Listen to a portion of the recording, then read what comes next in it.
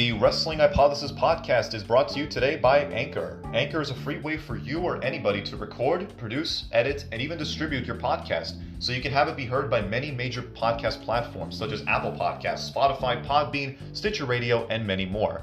There's creation tools in there that allow you to record or edit your podcast right from your phone or computer, making a very convenient option for most. It allows you to make money from your podcast directly with no minimum listenership required.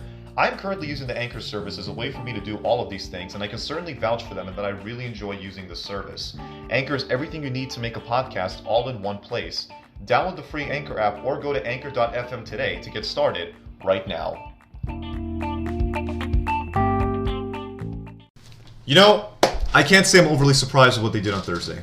To all the listeners, you know exactly what I'm talking about. I can't say I'm surprised, but that doesn't make it any less ridiculous what they did in the main event of Super Showdown in Saudi Arabia. They decided, this close to WrestleMania, to take the Universal Championship off the Fiend Bray Wyatt, someone they have gone out of their way for the past 6 months, maybe even longer than that, to protect his character and his aura by taking all of these big moves from the likes of Seth Rollins and Daniel Bryan when they were feuding with the Fiend. And he wouldn't sell for any of them. He was a force to be reckoned with. And yeah, not everything the company has done for him was all that effective in terms of how they presented him and the fact that they used him way too often for an aura like him. But regardless, he was one of the most interesting characters on the main roster in a long-ass time. And you have him drop the championship to a 53-year-old Bill Goldberg in quite possibly one of the worst decisions I think I've ever seen this promotion make in the modern era. Is this 2003 all over again? Your WWE champion is Brock Lesnar, and your Universal champion is now Goldberg. This is exactly why there will never be another Stone Cold Steve Austin, another Rock, another John Cena.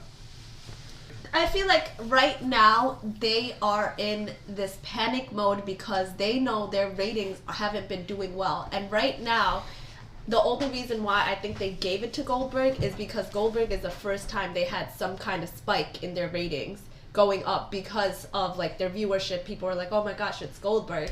But I feel like they made the wrong move by just handing it over to freaking Bray. I mean, taking it off of Bray and handing it over to freaking Goldberg. Because even if you look at that match is so poorly done. Goldberg barely freaking jackhammered Bray. He barely did that. I was like kind of nervous. I was like, oh god, he's gonna ruin Bray's career like ultimately right now by freaking injuring him.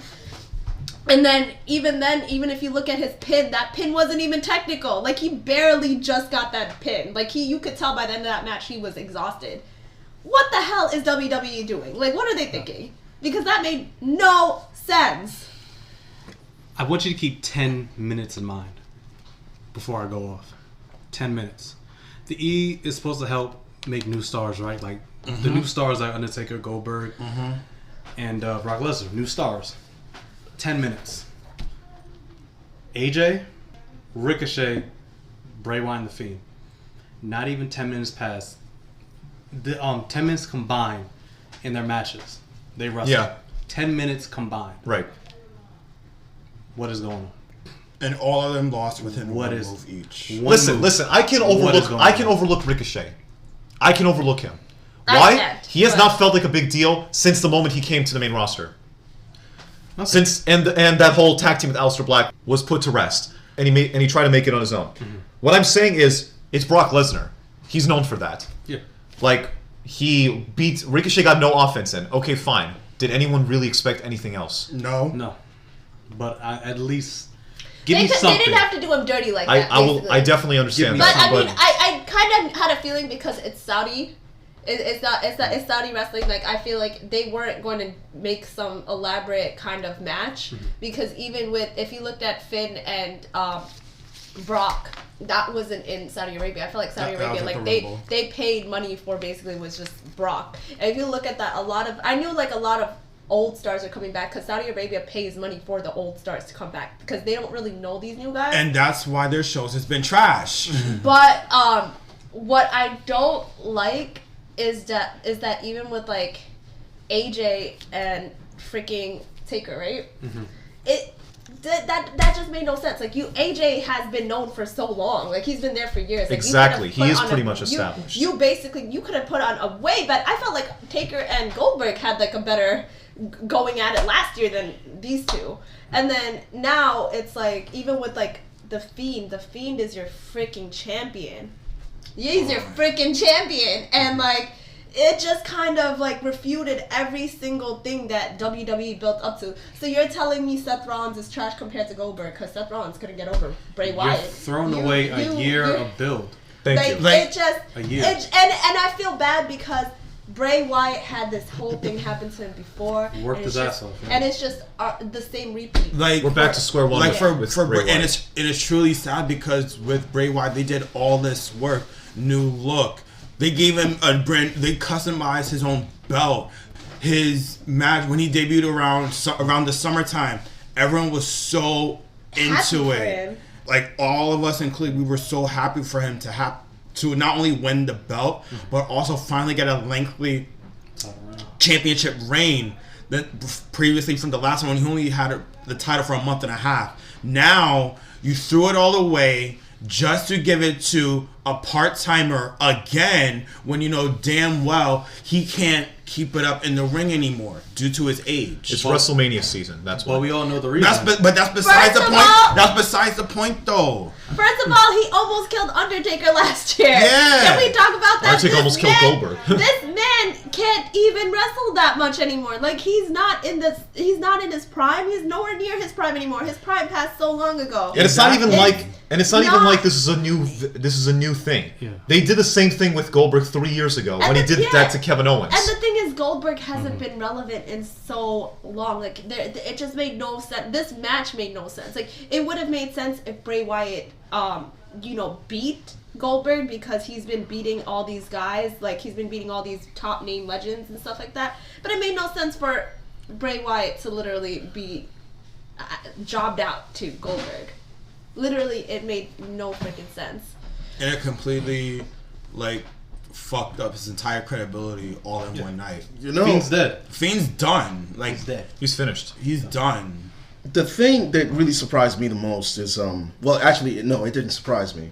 It just took me back because if you notice something, and I know we're gonna get to it, and because transitioning from whatever the hell happened from Super Showdown to SmackDown because it intertwines, right? Mm-hmm.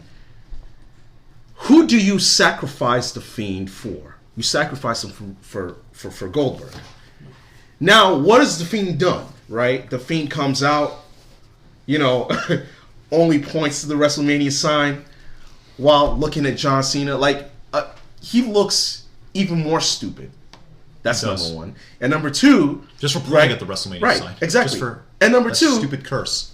And number two, the match itself makes no sense because thank you. Listen, the chase for 17. See, look, Cena has already been on record saying he doesn't want number 17. Mm-hmm. Fine, but are you telling me that you can't put him in a Universal Championship match with Bray Wyatt and then have Wyatt go over? Mm-hmm. Dude. And that's the thing, because even now, him beating Cena, even if Cena was to put him over, it still would not make sense because I feel like the whole Fiend gimmick, he looks like a clown.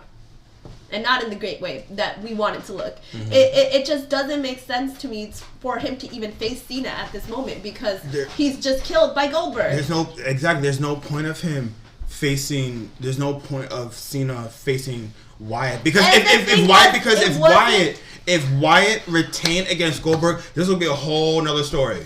If Wyatt retained the title, but you're not getting to the point. The thing is, my main thing is it wasn't even over a technicality. It was literally he got jackhammered and. Right. But my thing is this, right? What's the story now? The story is Wyatt. Roman. It's Roman agenda. That's the story. Right. Yeah. No. It's the Roman agenda. But fuck the Roman agenda for once, right? We're gonna get to, and we're gonna talk about that in a minute. Yeah, in a bit. Yeah. What is the story, right? What story are you gonna tell with Cena fighting Bray Wyatt? What is that? What now? Story? What is the story now? Right. What is the story? What do you tell? What do you tell people? Why the fuck are they fighting? Yeah. Why? For what? What people are saying is so he can get his win back from Mania, but that's us. But no one cares. But this is a different Fiend. This is the Fiend. You think the Fiend cares about a win from 5, 6, 7, 8 years ago? Yeah. Like, Yes, no it will one gives a avenge shit. it. It shouldn't have happened though. Right. That loss shouldn't even happen to But the thing begin is, with. he been got that win back. Chamber, win. Right. That was like Oh, that's true. That's Chamber, true. right? And 17. Yeah, 17, but that was not on a one-on-one and not basis. only that, Okay. and not only that, be fair. the fact that after that, he not only won the championship, right? He debuted the Fiend. You can't tell me, right, that the Bray Wyatt that we saw, right, on Super Showdown and before that, right, is not better than the Bray Wyatt that faced Cena, that year at WrestleMania. You can't tell me that those two Bray Wyatts were the same, or the Bray Wyatt that fought Cena was better. No. The Bray Wyatt now is way better than any Bray Wyatt we've ever seen. Which means he elevated his career to some degree after he lost to Cena. And you can't tell me that he's never fully recovered. No! He was champion on 2 separate occasions. I'm just saying, for me, like, it just doesn't. It's like they buried Bray Wyatt basically all over again. Like, they just buried whatever There you go. momentum that he had again. Because even when I was Bray waiting for Wyatt someone to was say just that. the Yeah. eater of worlds, like, even before when he was just that, he could have been something. Yeah. But they cut it. Yeah. Literally, they cut it short before it even, like, developed to anything. Same thing right now. It was literally developing to be something great, and then they just cut it off short because they saw a spike with Goldberg, and then they were like, okay, this is going to be better for ratings. Because they do not trust Bray Wyatt. They don't Let me trust get him. into this. It's not about Bray. It's not even about Goldberg. It's not. At the end, it's about Roman. Yeah. Yep. Thing is, you could not do Bray versus Roman at Mania. Who would get booed afterwards? Roman. You just got Roman right back over after his leukemia scare. Yeah. So now, who's hated right now? Who's the most hated person? Goldberg. What's gonna happen at Mania? Roman's gonna beat him. Cheered. Reigns gets cheered. This is what Vince wanted. I don't think so. All I don't those think years. so. Fans are gonna That shit is all what over WWE it. wanted. They will shit They all over it. envisioned They're still going to put wrongly the whole match. that was going to happen. That was going to be the outcome. They're gonna shit all over. Did- it. They're But still going to but do the whole match. but I gotta mention this. Last night, Roman came out for that segment that started the show with Goldberg making that match official for Mania. What did you hear the fans chant? You both suck. Right. Exactly. That's it. Yep.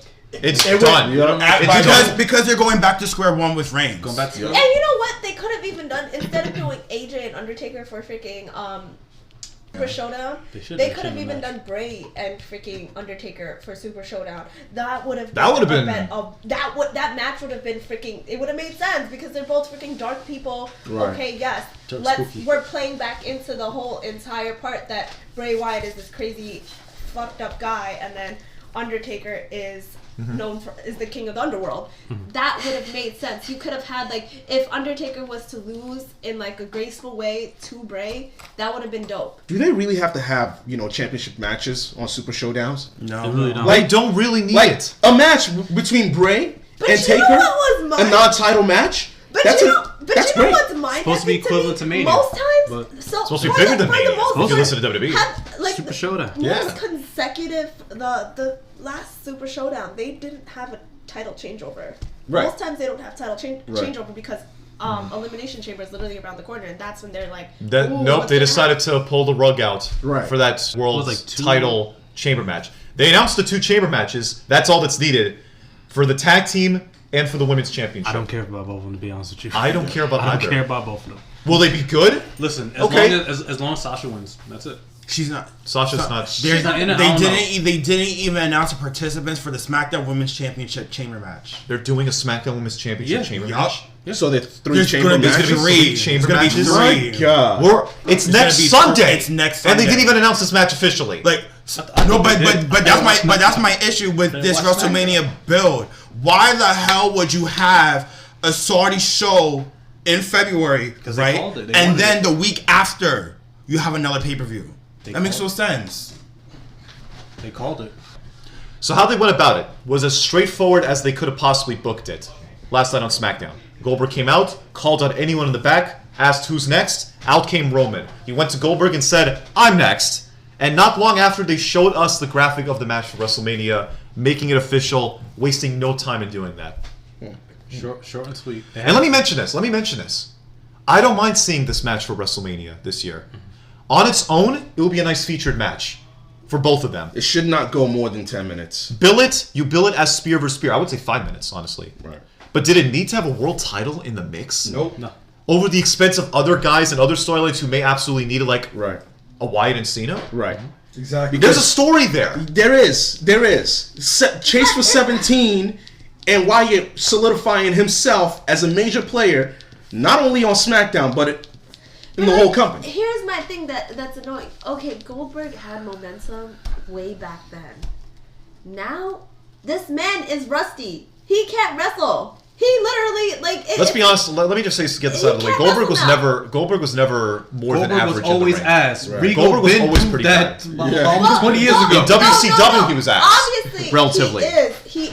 He was, but the way that WWE built him up, he was initially... WCW too. He was honestly Brock before Brock. Yeah, he and was that's Brock. why Brock came in, was because Brock was supposed to be the one opponent that could defeat Goldberg. But Brock got talent and skill. That's Exactly. That's the no, difference between... but that's the difference. No But question. if you like really go back, that was the OG Brock, Wait, which one? And Goldberg. okay. But like that's my thing, is that now it's like this man clearly has not even been practicing. It's not like he was just like, you know, in his at-home gym like, yeah, I'm about to get pumped for this match. Literally last year he almost killed Undertaker. This year he could barely even pick up Bray. Like it's like he literally was just struggling to pick him up and just kind of He wants money. It's money. Saudi It's blood money. money. It's Yep. money. Saudi it blood is money. just There you money. go. It is That's just it. money. But I'm just like, to have this man as your champion, like that makes no sense. It's not like he's Hulk Hogan. Like it's. Nope. It just made no sense. It made no sense. Honestly, I'm really disappointed. After the Super Showdown, I didn't even have the heart to like be like, you know what, I want to watch Raw, I want to watch SmackDown. I'm like, this is trash. It was like, to me, like, this is absolute garbage. Why would anyone ever want to invest in this if this is the crappy decisions that they're going to make? Because every single Saudi show has been terrible. Every single Saudi show that they've ever had, ever since they started the partnership with them, they've always made stupid decisions for their shows. For example, last year when they went in the fall, why the hell would you made at the time the Fiend champion at Saudi Arabia when you could have done it at Hell in a Cell? That's true. That's so true. That made no sense, especially the fact that you did all this work at the time between the Fiend and Seth Rollins and everything like that, making him look like unbeatable. Seth Rollins looked like a bitch in that match, 100%. And then the following week, you have the match again, Falls Count Anywhere. There must be a winner, but how the fuck you couldn't have done that at Hell in a Cell when clearly in Hell in a Cell there's no rules. And that's my thing. They could have done it in a tasteful way, and it's like the fact that they literally had Goldberg just kind of jackhammer him. It was just it killed it because it was like, this is the only thing. Poor execution. Yeah, it was just poor. I mean, it was poor execution across because I thought he was just gonna die. Okay, and I'm just going to end it with this. They decided to go with the worst case scenario possible for the Universal title match in Mania, and they deserve all the backlash they're going to get out of this. Yep. I'm not going to say any more on this. This is episode 12 of the Wrestling Hypothesis Podcast for your Sunday, March 1st, 2020. I am the ABA. Joining me as always is Richard. What's up? Ricardo. What's up, y'all? King Kenny. The king. The king. Yes. Let's go. Damn. Yep. Put some respect on it. With some fucking enthusiasm as well. Thank you. All fired up here. And the lovely first lady of the show, Tara. I'm not even gonna say anything because I know they're about to just cut my ass on me. No! Say it. Say it. Say it with your chest. Yes. You.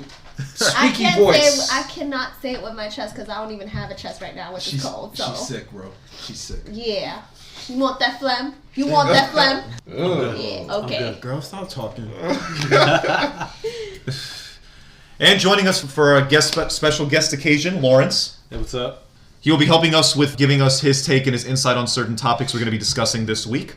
You can listen to this podcast as of right now on various podcast platforms such as Spotify, Apple Podcasts, Anchor, Breaker, RadioPublic, Google Podcasts, and YouTube. Give us a subscribe over on our YouTube channel to make sure you are kept up to date on all the bonus content that is coming, hopefully. I'll touch on that in just a second. If you are listening via Apple Podcasts, please be sure to give us a star rating as well as some thoughts on what you think of our show. You can like our official page over on Facebook to keep up with the latest updates on the show as well as leaving us a review on there. And if you haven't done so already, you could check out episodes 1 through 11 using any of the aforementioned platforms, as well as visiting our website, anchor.fm/wrestling-hypothesis. We posted our preview and predictions for the AEW Revolution event in a separate recording and pushed it out to the feed earlier. Hopefully most of you guys have already listened to that before the event went on the air. The latest episode of the Ruthless Aggression era documentary takes an in-depth look at Evolution, the faction consisting of Triple H, Ric Flair, Randy Orton, and Dave Bautista. My personal favorite wrestling faction, they were four of some of the main focal points on that whole era, whether as a faction together or individually. So it made sense they were going to get some spotlight via this documentary. What I mainly got out of this episode is that Evolution had many things going against them, from really thriving the way they ended up becoming. Injuries, bad behavior, lack of motivation and drive on the part of Batista and Randy Orton during the early stages of the faction made it seem like they weren't supposed to succeed.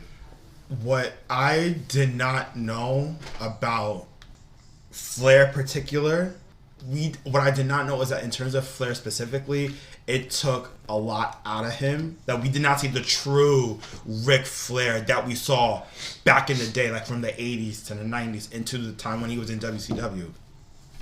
He said that when he was in Evolution, it was the greatest time period that he's ever had in his entire career because he felt that Evolution brought him back to the person he once was. I knew about Ric Flair because of the past documentaries they did about Ric Flair from HBO and for 30 for 30 on ESPN. I knew about Ric Flair, so I wasn't surprised about Ric Flair. Right? To be honest with you, I wasn't surprised about anything about what happened to Evolution during its run. Because every faction needs that state of flux to be successful. I don't care what faction you are, DX, NWO, the Four Horsemen, whatever. If you don't have a state of flux at the time that you were with together, there's no realism towards that faction that makes it great. I don't know about that. I'm not so sure that you need to have, I guess, for lack of a better term, adversity to be a great faction. I mean, do we see the Inner Circle having adversity? I don't know. Maybe 20 years from now, they'll make a documentary about the Inner Circle and how it was born, and they'll come up with, okay, maybe Sammy wasn't never supposed to be part of the group. I don't know. Kenny, don't be. But look, I'm just saying.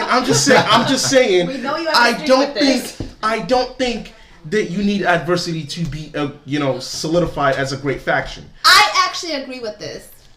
Yeah. There are many great factions that make themselves great of what they bring to the table. It's not about, like, you can have an old guy, young guy, middle-aged people, some great talent, some new, and it could still not work out that great as it did for them. I feel like it worked out great for Evolution because of who it was. Yep. That was who they were bringing in. Yeah, I agree. Like that's what made it work, and that's what made it like so good to watch, because you had Ric Flair, who has been known for all of his skills as far as wrestling, talking on the mic, and I felt like that kind of helped, and they even talk about it, it kind of helped anchor in these newcomers such as Randy and Batista, especially Batista, because Randy within himself, he was already fully packaged as someone that was going to succeed.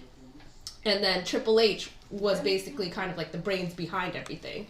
So that's what made it work. It's not adversity.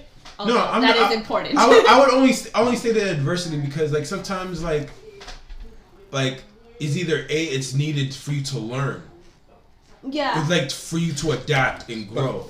But that's the only reason I said that. But I also think because they were trying to create something out of pretty much nothing, right? I wouldn't necessarily say, Randy and Batista were nothing, but in a sense, compared to where they were trying to go with them, they started from nothing. It definitely set up a trajectory of where they were going. Yeah. That is what I will say. Yeah.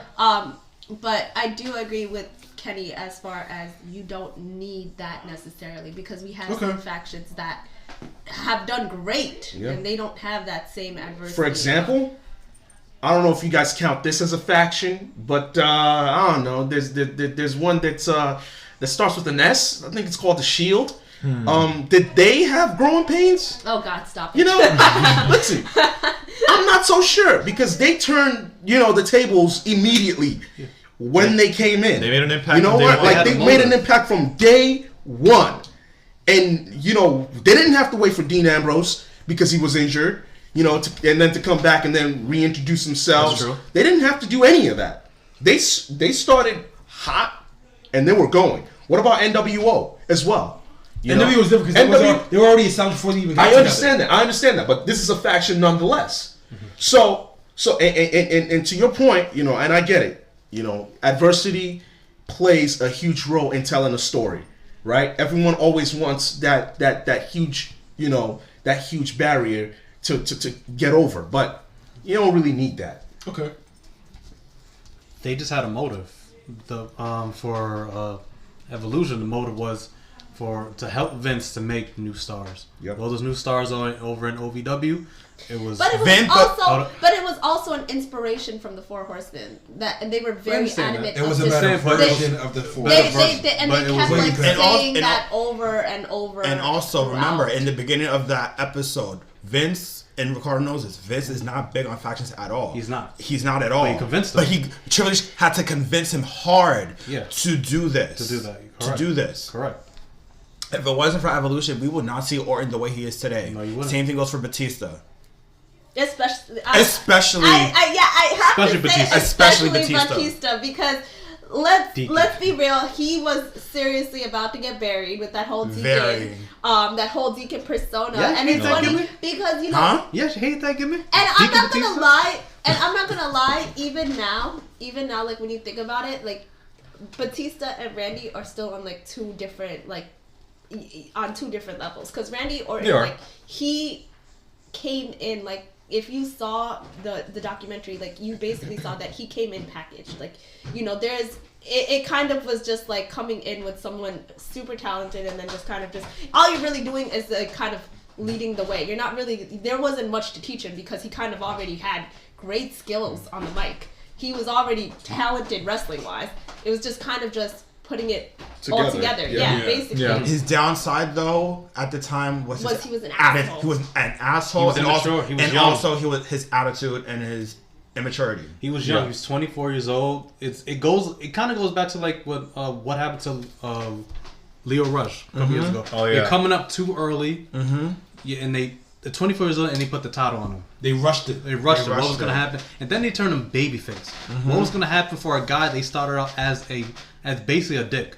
Is when he first came up, he started out as a dick with his when he was doing his managing. his like news reporting stuff or what that he was doing or Randy was doing. They started up and then they tried to turn him babyface. Why he turned someone babyface when they spent basically 2 years attacking the whole roster as Evolution? Why Man, you he was try to do that? such an asshole. He was. And He was a it's great asshole. And it's so funny because like I mean you could kind of tell like back then when he was like when he came out that he was an asshole, but it's like it's so funny to see that even in like person It was in his that blood. he was still such an To be that- asshole. Like, be the dick. He was such an asshole to the point in which like when they put the championship on him at SummerSlam, then they weren't really truly intellectual in terms of Randy Orton at the time because like he was still young. Goes back to what Kenny said, push him too early and stuff like that. They said, do we really want him as champion, world champion, back in the summer of 2004?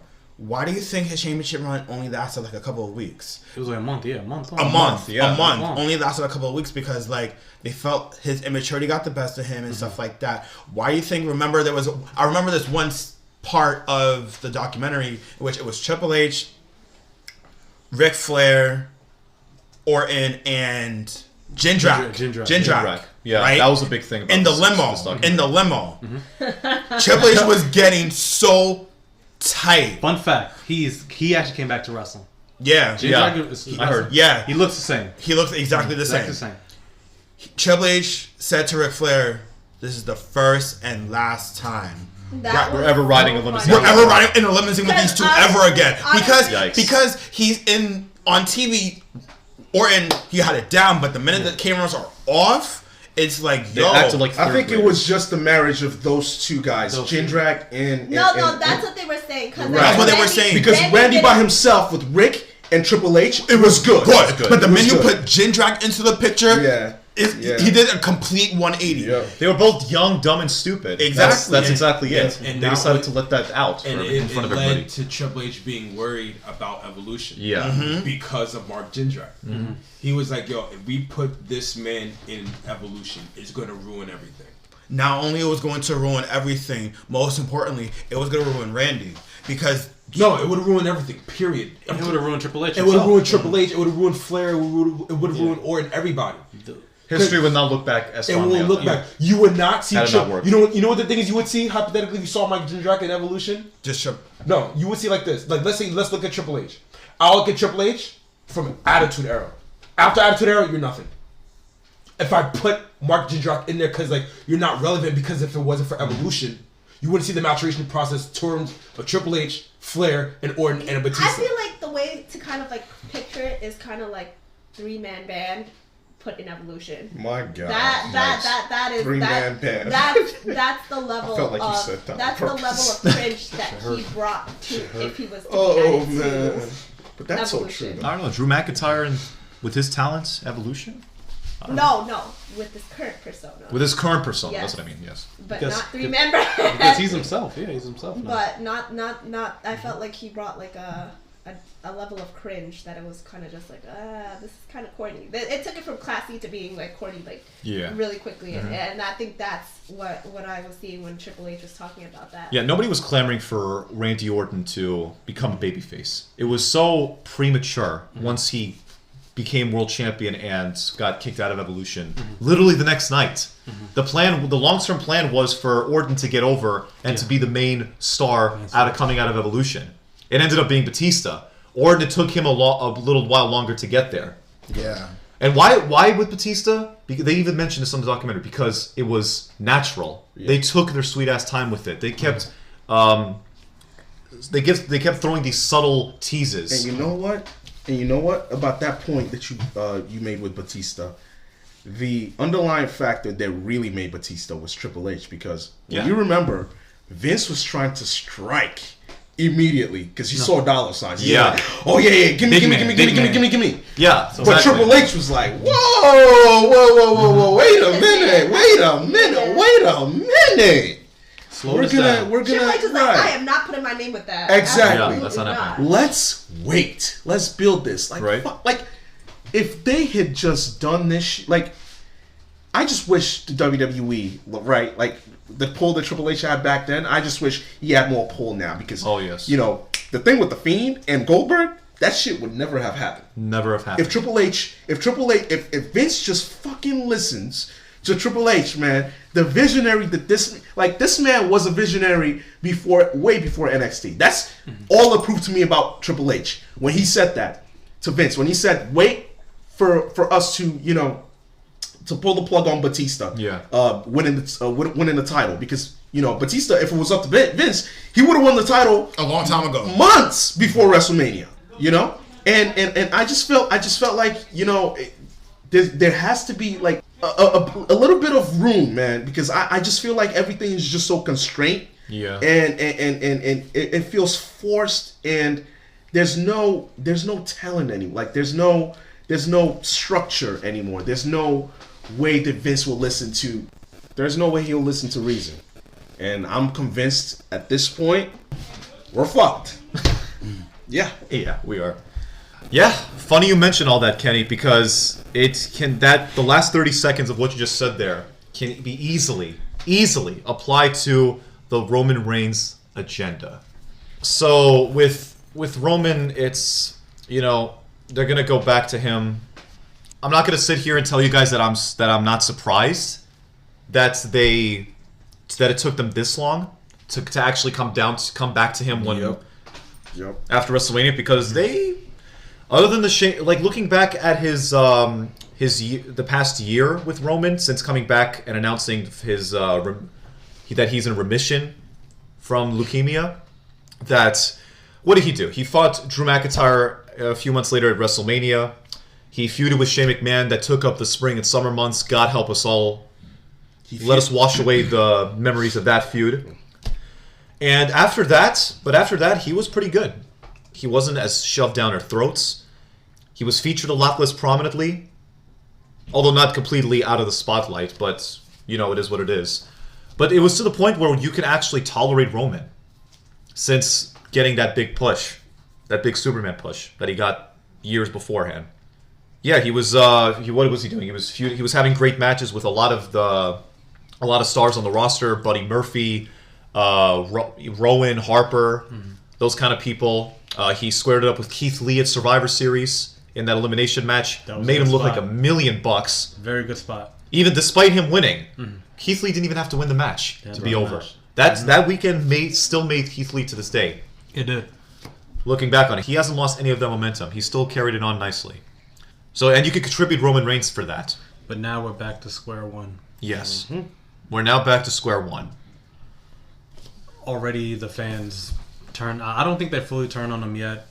But as you guys said before, and during SmackDown, they booed him. They said to Reigns and Goldberg, "You both suck." So what do you do now? Yeah, because I mean, they've sacrificed the Fiend. I feel like the only reason why people haven't booed Reigns is because, let's be real, it is mean to boo a cancer survivor. It is just mean. It is hard.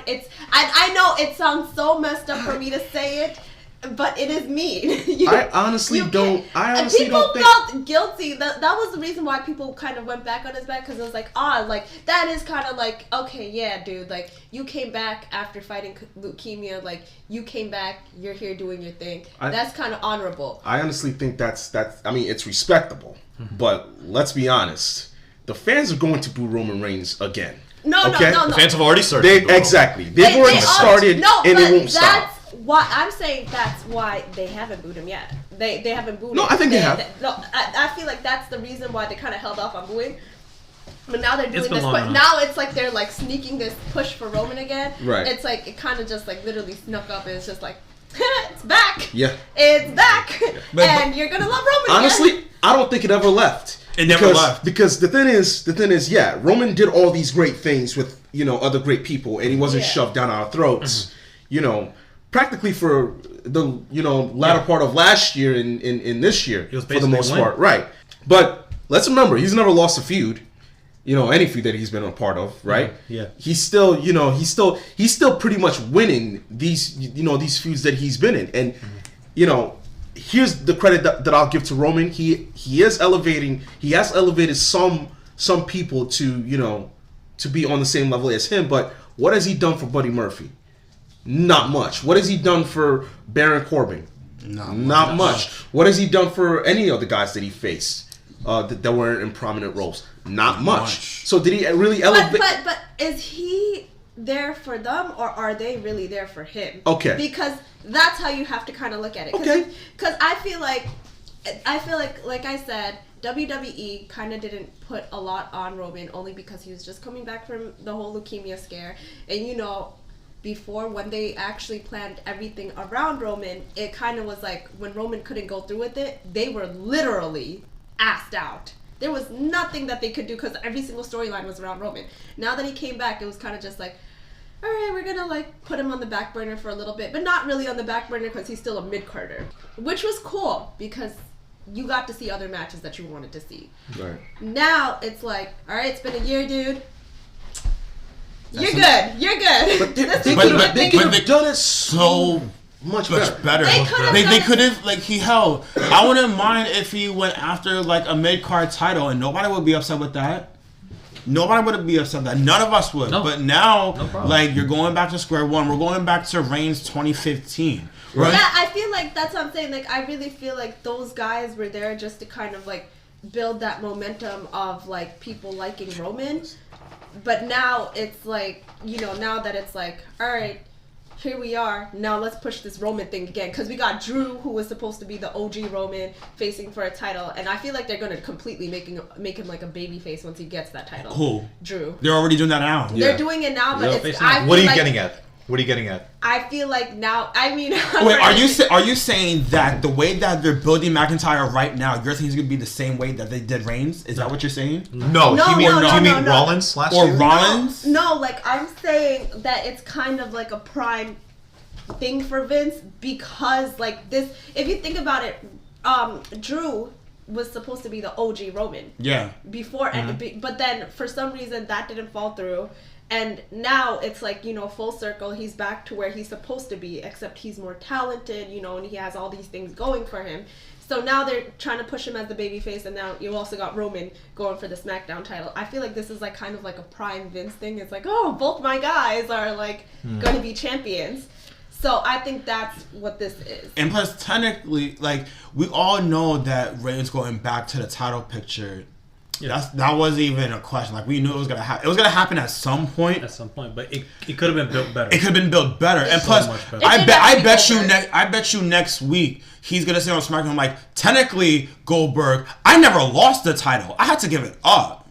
Mm-hmm. So this is my redemption back to the top. Going after the championship, I've never lost. Mm-hmm. You see what I'm saying? Yeah. Goldberg, there's no reason for Goldberg to be champion right now. We all know this. He only became champion because he wanted more money. And the fact that Bray Wyatt is now being washed and he's being in a meaningless match against Cena at Mania. It goes back to the agenda. Bray Wyatt's getting buried again. Reigns going back to the title picture. Fans are going to turn on him again. It was going to be Roman, but thing is, you couldn't do Bray versus Roman. Well, it would have been the same thing. It would have been the same exact got thing. Booed afterwards. Bray is more over right now. He would have gotten booed. So let's just get everyone to hate Goldberg because they knew people were going to turn on Goldberg as soon as he won it. Let's do it at Super Showdown. They turn. It's going exactly to the plan as Vince wants it. But thing is, we're going to be back at square one. Oh, yes, we will. Everyone booing Roman. And you know what's so crazy about this whole Goldberg thing? Like, they really could have still kept Bray as champion even if they wanted Roman to face Bray. Because even Roman himself said that could have happened at SummerSlam. Even Roman himself said he would rather face Bray over Goldberg. He did. Because it just did not... It doesn't make sense. The thing is, if it would have happened at SummerSlam, I don't think any of us would have been, like, mad about it. Like, fine. Yeah. Cool. Are you saying problem. For the championship? For the championship at SummerSlam. If Bray probably would have versed most likely Cena, at least it would have gave Bray a more legit title run going into losing to Roman. Because that's true. Because like for Bray Wyatt, he was going to face Cena regardless. But the main question because Super Showdown played a big role into this situation.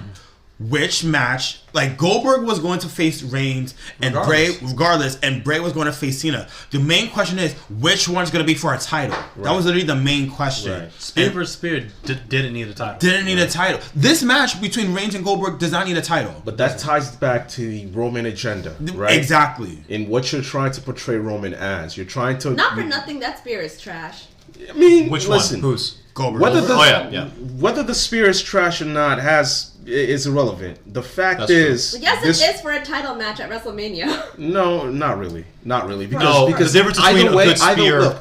Look, either way, I'm not saying that... I could give two shits about the Spear, to be honest with you. Yeah, it's not going to enhance the match. It's not going to make or break the story, but okay? And the story's going to be trash either way. Spear, right? It's just another thing to shit on. Exactly. It's just right. It's just another thing to bash. So more ammo for us, right?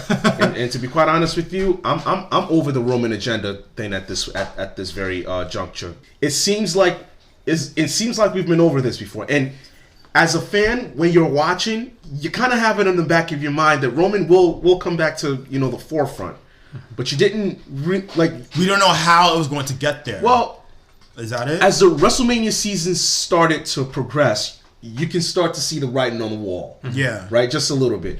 And you knew something like this was going to, come about. But the execution was so bad, right? Is it worth it all to risk it all for Roman? Like, no, it's not. Is it really worth the amount of backlash? You forgot. This thing, came with? Like, Danny, you forgot. It's an audience of one. It's only Vince. It's only Vince. Because audience will be one. Because remember, when it comes to WrestleMania, I don't think it's about that. But when it comes to Mania, Vince is all hands in, especially when it comes to Mania. No, I understand that. WrestleMania is Vince's baby. Like literally, for example, last year was the first WrestleMania that Vince actually listened to the fans. Now It's his turn. I want my. I want my turn back. Last year we got women's now main he's event. getting both his guys a championship. He's getting both belt. of his guys main event championship matches. You know what I'm Because thinking? whether, man? even though we like Drew is still Vince's guy. He is. And at the end of the day, I don't think it was about, yes, it's a Roman agenda, but I also don't even think it's about that. I also think it's about their desperation to get ratings. Because that's the only reason why Goldberg even made it into the picture. Because ratings spiked up that one episode. It did spike up. It also spiked up yesterday for SmackDown to get a 2.8. For Cena. Yeah, because from yesterday's episode of SmackDown, the ratings were just in. SmackDown hit like a 2.8, their most highest rated episode since the first episode they came to Fox. And with Goldberg and then Reigns, Cena, that's a ratings like a galore towards SmackDown. But the thing is this, it's not gonna last. It's gonna last for probably like 2 weeks, but other than that, that's pretty much it. Because the thing is, they're trying to seek ratings through nostalgia, and they're not executing it properly because they're using the old wrestlers to kind of bury new talent, and it's just a horrible repetition of this bad cycle, which I don't understand. Like, if you're not trying to create any stars, like, what are you gonna do when Undertaker is literally 70? Are you still gonna have him come back out and put on a match? Maybe. And you know, it just does not work the same way. And I feel like, you know, going back to Evolution, Ric Flair worked for that, but it doesn't work with all old time wrestlers. It does not work with all of them. It works with some in some cases, but not for all. Like, it does not make sense to have It depends on how that legend is currently now. If, like, for example, let's take The Rock, for example. He's perfect. He could do it easy 10 years with ease. Mm-hmm. But look at The Rock. No, exactly. But that makes my point. That's an anomaly. No, but that makes my point. Honestly, I think it's Rock, it's Cena, and to some degree, it's also Edge as well. That can go. These guys can still go because they've been kind of conditioning their bodies for that. But I mean, you can't come back with these old timers talking about, look at what I can do. Look who's back. Oh my God. Okay, so you mean the Undertaker and Goldberg? Yeah, when you're talking about the old timers. like that them. would even make You still got it. That would even make more sense than, I don't know, like, it's like putting up someone like Johnny Gargano against freaking Triple H? Shawn Michaels? I was thinking the same Shawn person. Michaels. Oh, okay. It does not make sense. Like, it really doesn't. Like, what is this? It's not like they're in their prime. They're nowhere. They've been out of their prime for so long. You know. And this whole nostalgia thing, it's cool, but it's been done so many times. It's almost like every episode they're shoving it in your face. Like, do you guys remember this? This is why you used to tune in. You used to tune in because of this man. Like, it doesn't make sense. It's every episode. Now we're just gonna squeeze every bit of nostalgia we can get from them. Yeah, you know? And now it's like with the whole Goldberg thing. I'm sorry, it's just not working for me. The whole it killed it. I genuinely, after like this week, I don't even care if I'm for WWE. Probably like WrestleMania, I'll get interested again, but I don't think I care that much. Wow, honestly, I never cared. But here, I never cared to watch, you know, wrestling for more than 20 minutes at least on Mondays and on Fridays, right? And that's when I'm looking at the, you know, the highlights. But this question came onto my head when I actually, you know, when I finished watching the highlights last night of Friday Night SmackDown, and it got me questioning the Cena versus, you know, well, not only the Cena Wyatt angle, but the Reigns Goldberg angle. So I asked myself one simple question: if John Cena, right, if there was not much backlash in John Cena fighting Elias, how would things change for the Fiend? Would he have ended up losing, dropping the title to Goldberg? Or would he retain and then we have the Fiend versus Roman Reigns? Because if you can remember, I think I can't help but think that a big component of why we've seen what we've seen with the Fiend and Goldberg is because John Cena didn't want number 17. Yeah. Right? Right. And if you're not gonna, and I guess, listen, I can't think for Vince, but this is what I think he's thinking. If Cena doesn't want number 17, then it makes no sense for me to put him in a title match. So fuck it. I'll just have the Fiend lose, right? And then, put the Fiend against Cena, right, in a one-off match, and then do the Roman and Goldberg program. Yeah. Listen, these are I'm trying to figure out what's behind the method to Vince's madness. Like, why is this happening? Yeah. And I can't think of... the only thing I can think of is the Cena versus Elias angle that was supposed to, happen originally, but got canned, for Cena Fiend. And because, coupled with the Cena didn't want that, that match against the Fiend for the title. At least he wanted no parts of number 17. So yeah. I think it's just so funny because he literally goes like, I don't want anything to do Yep. with WrestleMania. Yep. And Exactly. then it's like, Whoever wrote that promo is an JK. idiot. It's LOL, an idiot. JK. If Cena wrote it, he's an idiot. How you overlook a huge logic gap like that? I won't understand. You must have been smoking something interesting. And then it's so funny because Bray literally appears, okay, guys, I'm here.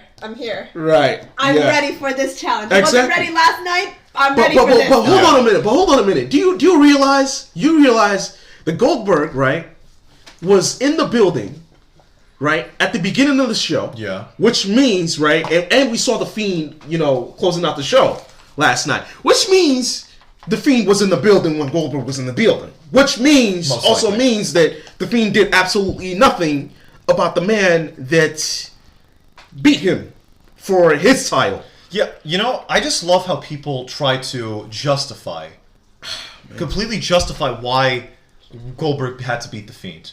Because he's a bigger draw. He's a bigger draw for WrestleMania. This? Right. A lot of people try to justify idiots. this decision. Idiots. Twitter. Like, you won't believe Fucking it. idiots, man. It's all for Roman, man. Yeah. They do this shit for Roman. It goes back to the Roman agenda, man. I want to go back to John Cena this quick. This past SmackDown. Yesterday. Whatever. They made it look like it was the perfect send-off to John Cena. Yep. It was. They kinda did, I'm yeah. not gonna front. That was the perfect send-off you give away to I John thought he Cena. was done. I thought it was over.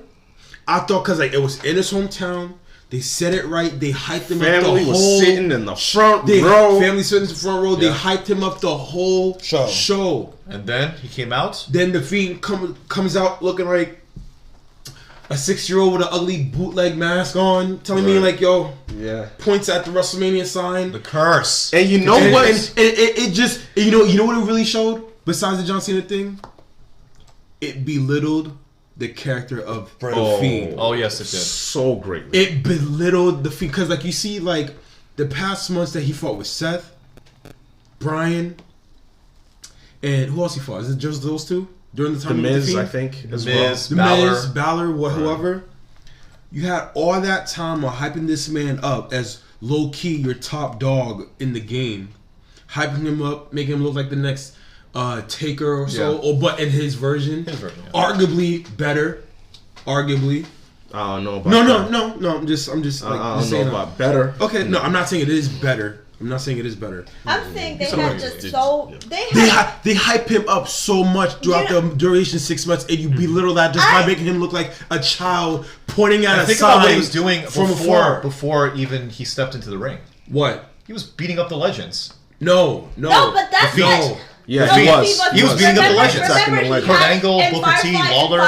Firefly Funhouse, he has all the people he faced. Like all Yeah, the great but the And thing the X is, right on them. yeah, but the thing nice is, gimmick. they It's a hyped nice him. gimmick. They hyped him up as for the gimmick, and the gimmick was working.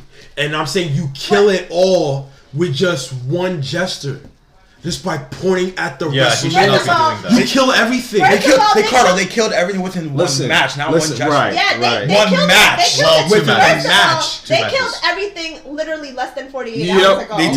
They did. 24 hours ago was just a solidification But you know of what? how effed up this shit is. And then you know what's even worse? It's like when you think about it, They had so many. I want to know who the hell WWE's creative directors are, because they had so many different directions to go with the Fiend, and they just completely trashed it all. They trashed it all. Like, it makes no sense to me. Yeah. It doesn't. And there were so many ways you could have gone with it. He was literally like the eater of the underworld. How'd you come up with a $6,000 belt? It's so stupid. And waste it. For 3 months later for this dude to lose his freaking championship. $6,000! I was like, you milk it for what it's worth if you're selling that high of a price. Like, That's seriously? more than the original belt. Mm-hmm. Like, And the original belt It's not even in the ballpark. is like close to around $400. Right. And like Not even in the ballpark. yeah. So, was it worth it for the Roman agenda? No. No. Absolutely not. And I'm tired of the idiots that actually think this is worth it. Okay? What? I get it. Roman Reigns, he's the future, quote unquote, right? But come on, But is man. he really the future? No. Is he Right, really? exactly. Like, okay. It's been 6 years He's since been in- Yes, he's it's been called been the 6 future. years, and, Thank you. and they're still trying is to that gonna find and be, accept this, right? But no, listen, Roman is going to be here for a long time, so it's best if you get used to it. But even- here's what I'm even saying. Your boy Roman said he wants the Fiend. But here's what I'm saying, right? The Fiend is just as much as he's just as much of a future in the company as Roman is. Yeah. He really is. They came Right. from the same developmental territory in FCW. Right. At the same time. And I just want to put out there that Roman is now 34, so this is supposed to be his prime. Right. And It's supposed to be, yeah. Have you It's seen, being wasted. And have you seen anything that's making you go like, look out for him? This is the next guy. Have you seen anything? No. Not with his matches against Corbin, no. And you know what I hate? I hate when people compare it to Cena. Wait, what? Like, Roman. no, he's not Cena. He's not Cena 2.0. He's not even close. He's Luger at best. Okay. He's Yeah, not that's a good even one. You know what? close. You know what? Did you see You the know what? difference? Did you I see will the say difference something between when about Cena came out and when Roman Reigns came out last night? Complete difference. And that's the thing, is that Cena brings this kind of energy to the stadium that Roman can't. Presence. It's Big so, fight feel. It's so. I mean, Roman's a nice guy. John Cena's a nice guy. Cena could talk. Roman. It depends one night. And what he's given. Yeah, I mean, And who but he's doing still- it against. But still, like, John Cena could still put a spin on anything. Oh, of That's course. the thing. Of course. That's the and that was Improvising is and that great. even John Cena at Roman's age could do that. Yeah. So Yeah. wrestling ability, it's like Roman is very stiff at certain points. Yes, he sells stuff good, but as far as like actual ability, in-ring ability, it's not that great. Everything that he says still matters today. Yo. Still matters today. You still need Cena to pull. Still need Cena to pull out. I'm telling you. I bet you. You say. Remember when he said? I'm still here because you can't do your job And then he said, I can do this better part-time than you can ever do it full full-time. time. Right. Which Because was the money and line. you know what? And you know what else is true, man? Because look at the ratings, man. Look at the fucking ratings. That's true. You can't even When Reigns is on a regular episode of SmackDown has like a 2.2, 2.3, 2.5. Cena came back last night. The rating went almost up to a 3. Right. And Complete that's difference. the thing. People still, like I said, people will still come up to me saying, "I love wrestling. I love Cena," more than I've seen people go like, "I love wrestling. I love Reigns." It's so rare. The only time I've ever seen someone go hard for Reigns is when I see like a fangirl that doesn't watch wrestling. I see. That's the Oh, only okay, time. right. Yeah, like only the most That's the only time. only a small minority of casual fans know who Roman Reigns is. I'm just saying. I'm just saying. Well, actually, no, I shouldn't say that. I shouldn't say that. And even But- if you go back to that time where they were trying to make Reigns Cena, remember even Cena, when they were putting him on interviews and they would put him on the spot, like, him being a nice dude, he was just like,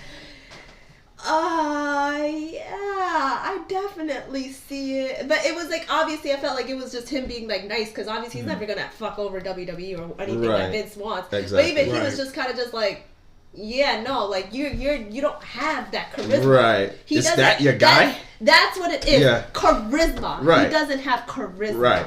Who? Exactly. Reigns. Roman. Of course, Reigns. he doesn't. That's Of what course he makes doesn't. it. That's the That your guy? Yeah. Like, it's definitely interesting. That's what I'm saying. Even with Bray brings Bray doesn't have that charisma, but he has that kind of like that mystery to him That makes you wanna watch. that makes him interesting, and he knows how to spin it into something that's like, yeah, I like this. Listen, guy. the man Wyndham Rotunda, I think I said it right. That's the character, the man behind the Bray Wyatt, the Fiend. Mm-hmm. He's a genius. Yes, He's a genius. JD mentioned it on the podcast himself. Yes, He knows how to make something work to the fullest effect. Yeah. It's just what screws him over? Creative. Right. Creative. That's it. And what he's he's a given. phenomenal guy in person. And honestly, Richard have met him. I think that's what every star, right? No matter who it is, like if a Kenny Omega comes in right now, right, or if Hangman Adam Page or a Cody or anyone Marty. from Marty, right? If they come in over, right, it's not their talent, right, that they have to show that can get them over, right? It's not their talent that will get them over to the promised land. It's the creative. It's the creative that they'll have to battle. You're not battling with the guy that's in the ring with you. You're battling with creative. And Like, that is just so fucking sad. I think Bret Hart said it best.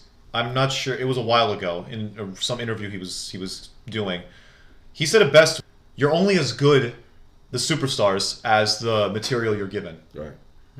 Basically, and that's the thing. It's like WWE scripts everything down to the T. And you know, it's so funny because I forget who it is that brought up that entertainment thing that Vince said. Was it you, Kenny? Yeah. When you look at AEW and you look at WWE, Yep. I feel like WWE tried to script it so much that it became like something that's like bland, boring. Yeah. And then AEW, it's like you're so. It's kind of like Jerry Springer of like wrestling. Yep. Yeah. Wow. And Yeah. you're so No, seriously. into Yeah, it. you're so into it. Yeah. That's what it is. You're You just can't- like, oh my god. Like, guys, do you know every time I watch AEW, I can never take my eye off the TV. Like, I'm always glued in 100%. Just full go. And then I'm looking at my watch. I'm like, 10 already. wow. What? Get the hell It's out of already here. the main event segment? Right? Wow. Yeah. So, but I never get that with the Roman segment, because this is all about the Roman agenda now. With the Roman segment, I can never buy into it. Like, I can never do it. To get that, I can never do they it. tried to get that same intrigue with the whole Lana Rusev, Bobby Lashley. Oh thing. yeah, they tried to act cool. And Yeah. then Don't go into that. even then, it still was not as great as all the drama that's on I'm still hurt. AEW. Well, The thing is they do, they try to rush on multiple things that exactly. Yeah. Storylines, yeah. They try to rush with multiple storylines that they think it might possibly work, or they're just winging it. They're just winging it. They can't stay consistent. That's what they lost after the Attitude Era days and the Ruthless Aggression days. Yep. After those days, it was a wrap. It's a wrap. Yeah. It was a wrap. The PG era sucked.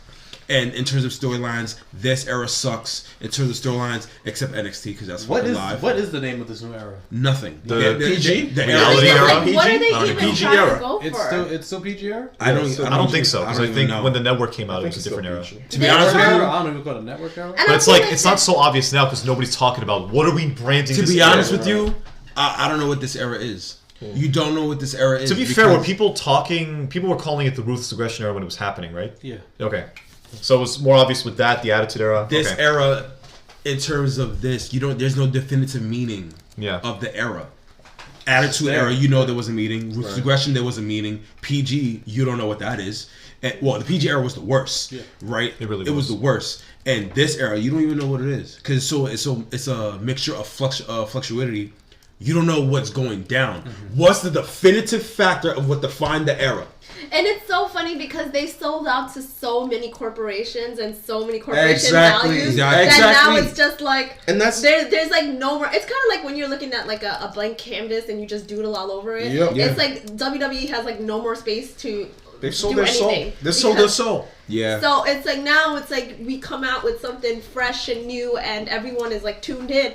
Now WWE is just like, ah shit, what do we do now? They lost of what they used to do Yeah. back then. Basically. I'll end by saying this, right?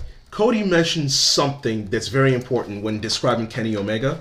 He says Kenny Omega is what the running quarterback is to the NFL. Oh Like yeah. that. Right? I Like like the that running analogy. quarterback, for all of you that don't know or watch football, the running quarterback revolutionized the game of football, right? Quarterbacks usually, when they played, they used to be just stiff, under the center, not move, Stay in the pocket. stay in the pocket. But now, if you can take it 80 yards down the field and score a touchdown, you got something. Go ahead. You got Go do it. skill, right? Kenny Omega is just different. He's just so much different than anyone you've ever seen, right? Kenneth Omega. That's AEW. Let's talk about this. Kenneth Omega. Yes, I am going by his government. I don't know what his last name is, but you know what? It is still great. This man brings freshness. This man creates storylines. This man has been in a 10-year freaking storyline. A 10-year freaking storyline that he... With who? With who? With Kota Ibushi! That was still a background. Like, this man is so creative. No, I'm just thinking, like, he's so creative. He literally thinks from, like, past to, like, present to future. And, like, All due respect. Look. That has nothing to do with No, let me tell you what it has to do with this. You have someone like Kenny Omega who has the brains for great storylines, who has the great wrestling moves that can literally train any of these motherfuckers that you bring into AEW. Then you also have his spirit, like his calm-natured spirit of letting these people go over.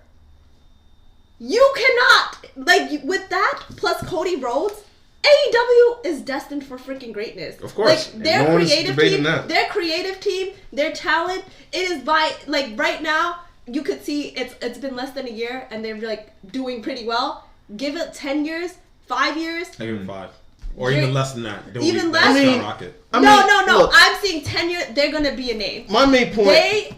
All I'm saying is that the reason why they're not to be fucked with is not only do they give their wrestlers kind of creative freedom, they got creative people that will always have something spewing that's going to make sense. And then they know how to find people with the same mindset as them. Right. And it's like you've seen that throughout their careers. And that's why this Kenny is just like, oh my God. Yeah. And the fact WWE slept on him. Let's talk about that. But you know what? I'm not here to, speak about Kenny Omega in detail. My main point, as this ties into the Roman agenda, right? Because this will always go back to the Roman agenda. Yep. You look at the difference between Kenny Omega, a fucking Swiss Army knife, right? That can literally, do anything. And everything. Right. And compare that to a guy like Roman fucking Reigns. Like, guys, what are we talking about here? That's the thing. Kenny Omega is everything that WWE wanted Roman Reigns to be. Exactly. Everything. Yeah. And even in certain points, like, I feel like John Cena would have been happier with having a Kenny Omega right. He would gladly give the reins over to Kenny Omega. Right? He was very reluctant in giving it over to Roman because he didn't think he had it. And that'll do it for episode 12 of the Wrestling Hypothesis podcast. We're going to end it earlier than usual, given that there is not much to really discuss. It was a pretty light week after all. And we're also planning to cut back on the length of the shows moving forward, as I feel that this early into our run of the show, that I honestly think 2.5 hours is kind of pushing it in terms of viewing the content all at once. Maybe over time we'll go back to it, but it honestly really just depends on the amount of content that we have to cover every week. So, be well, stay safe. Take care, guys. Yeah. Deuce. Peace out, Girl Scouts.